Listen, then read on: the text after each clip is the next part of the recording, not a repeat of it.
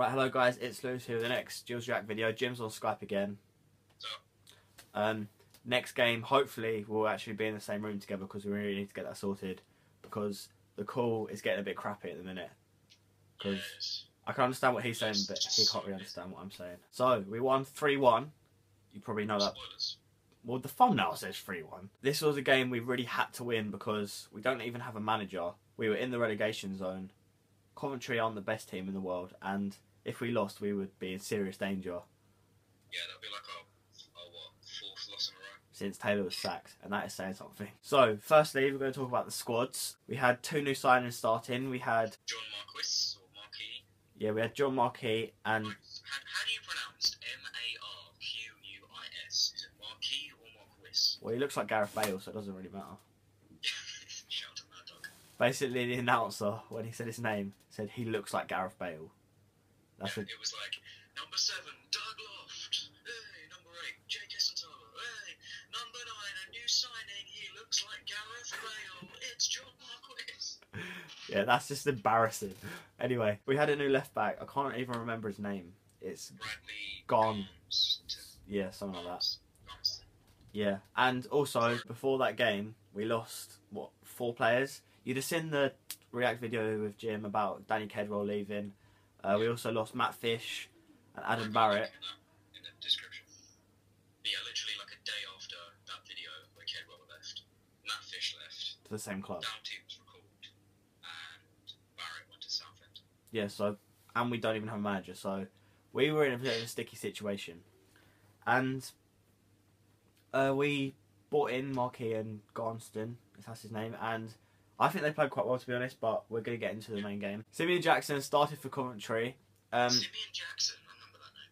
Yeah, you might have heard me talk about him in a video before, I can't remember, but if you see that picture there, when I went to Wembley, basically, he scored the winner in the 89th minute to get us promoted to League One for Gills. So it was a bit of a big thing, and like when they announced his name, he clapped, and like he clapped around the stadium. When he got taken off, he clapped the stadium, and yeah, it was quite a good, momentous occasion. Nice. So we'll get into the game now, and firstly, there's one thing to talk about. John Egan, okay, Jim, you can explain. John Egan, full stop. Because you'll know that, like, in a previous game, he just, like, foot open or something. Against Like, Bristol during City. the first half. And, like, he went off and, like, just got a plaster or something. And he was like, oh, yeah, you're good to go. And then at half time, he had stitches in his foot. And he carried on. But still played the second half. And now, this game, it looked like he cut his face open. So they put stitches in his face, I'm guessing. And he had like a headband on, like skin-coloured headband, and he carried on again. Skin-coloured headband that went around his hair. And he carried on again. Confusing. Now, in the first half, okay, at half-time we were 1-0 down, and it was to a very debatable goal because you couldn't really see it from our angle, the best angle of what actually happened. But when you watch it on the replays, Danny Swanson pulled off a very clear dive. Okay. Yeah. Do you want to put the highlights in the description? Yeah, I'll put the link to the highlights in the description. You'll see how bad Swanson's dive was, but nevertheless, the ref gave a penalty. You've got to move on and get some bad refereeing decisions in this league. A lot of bad refereeing decisions in this league. And Coventry went on to score the penalty. I did record it just in case Nelson saved it, but he didn't manage to. So I'm going to put the clip in now. England's number 1! England's number 1!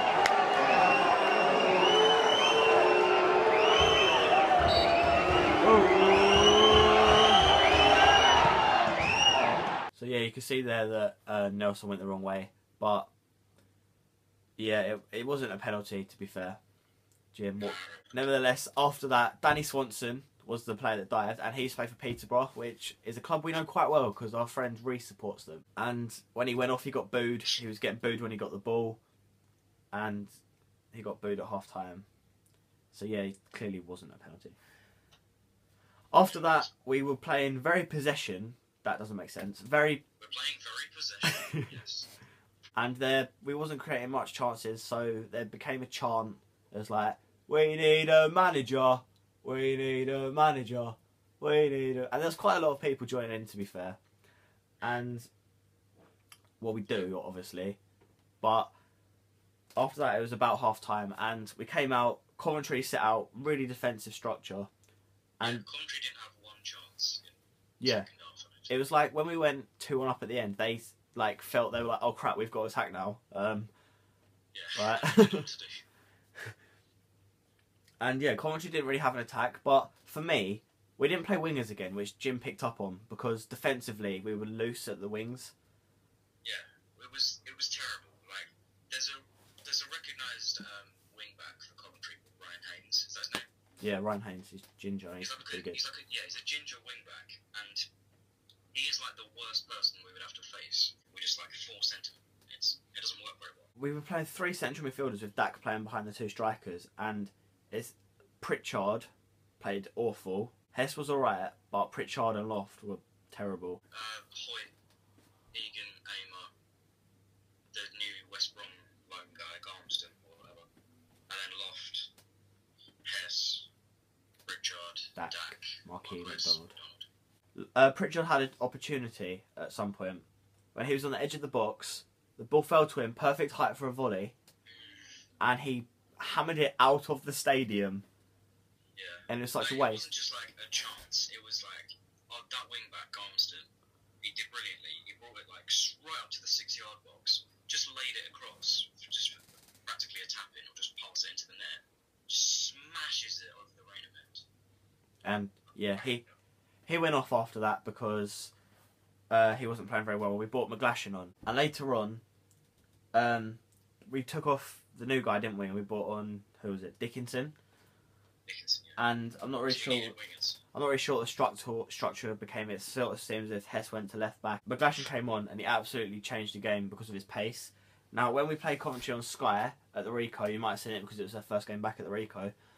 Coventry won 1-0, and McGlashan was in Haynes' pocket the whole time. McGlashan came on, absolutely ran rings around Haynes.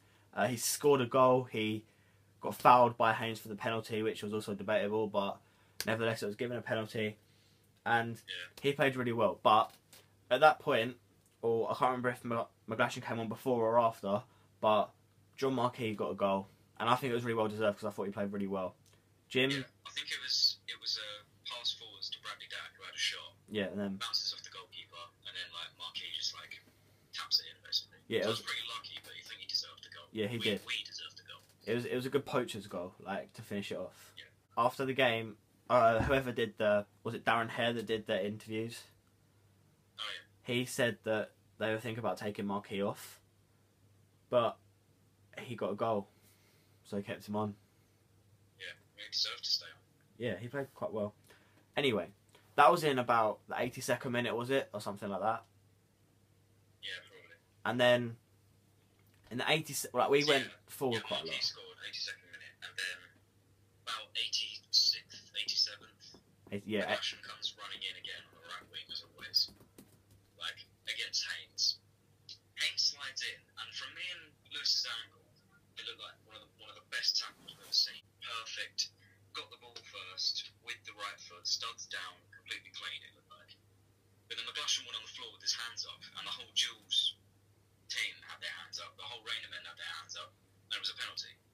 Me and Lewis were like, oh, okay, I'll take it, but yeah. it was sort of like McDonald scored. I'll put the clip in a minute, but it was sort of as if no one thought it was a penalty because the referee didn't give it. We were just like, all right. Like the Coventry players were appealing for ages. The linesman was just like, and then the ref gave it. The Coventry players were debating for ages. You can see in this clip, because I'm going to put it in, that Loft was sort of arguing with their captain. I think it was their captain because he wouldn't get out of the box. And Livid. I'll put the clip in now.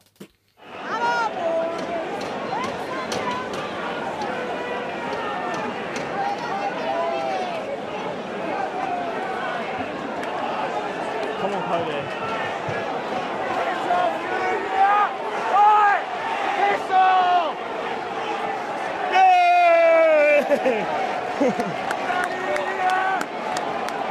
Come on, Cody, please. We can celebrate. Oh, club.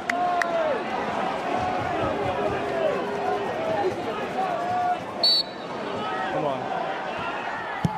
Yeah! Come on! Yes, Cody! Yes! Come on! Yes, and right, McDonald. You saw it in my couple of my video, the 2014 in pictures one, McDonald's penalty against Peterborough.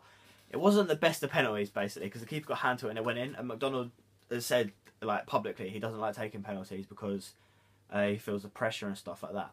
But that penalty was brilliant. Like it was one of the best penalties ever. Yeah, I don't think I've seen a better penalty than that in like live viewing. Kedwell wouldn't have scored that. Where, like, you just aim for the top part of the net. You'll see if you watch the highlights uploaded by Gillingham, you'll see me and Lewis on TV. Yeah, that's from Marquis' goal and McDonald's goal. And after that, obviously because no one thought it was a penalty, there was chants around the rainbow like, "We love you, Lino. We do. We love you, Lino. Even We do." McDonald's celebration, he just like shrugged his Yeah, shoulders. he was just like, "All right, I'll take it." But yeah, then McGlashan, being McGlashan, using his pace. 93rd minute. Yeah, 94th minute. Marquis was running with the ball. McGlashan ran down the right. There was one defender, didn't really know what to do. Marquis laid him off. McGlashan ran in. He sort of tried to chip and finish it at the same time. The keeper hit his hand and it went into the top of the net. Yeah. And yeah, we went mental. And yeah, that basically sealed a brilliant win that was very much needed. And we've got Oldham next weekend. Hopefully by then we'll have a manager to talk about in the react video. I wouldn't count on that. Yeah, neither. But the word on the street is Teddy Sheringham, or Justin Edinburgh, or James Beattie, who's applied for it. I would. Yeah. Or the guy from Wimbledon. We've actually applied for Neil Ardley for AFC Wimbledon manager. My preference would be Edinburgh, to be honest, but I'd take any of them. Preferably. Mine would be probably Dennis Wise because he's in the running. To be fair to James Beattie, he was managing Accrington. He managed to keep him up on like no money, and that was quite a big achievement. Yeah, it was full time, and at the end, the players went round clapping the fans. Dickinson actually came and like took a photo with one of the fans, and For some reason. like McDonald was clapping, and then Loft started clapping, and some areas of the I didn't notice this. Yeah, Jim didn't notice it, but some areas of the stadium were booing him. It wasn't like that loud, but you could hear it because a few games ago he came and said that the fans should have got behind Gillingham more, which isn't really the best thing you say as a captain when your club is in like jeopardy at the minute. But so yeah, that was a brilliant win. We needed it a lot. And yeah, any final words, Jim? No. Alright. So anyway, you can follow my social networks down below. We'll see you next week for another one at Oldham. Mine as well. We might have a new manager then. But till next time, Jim, say bye. Sayonara, motherfuckers. Stay smart. I'll talk to you in a bit.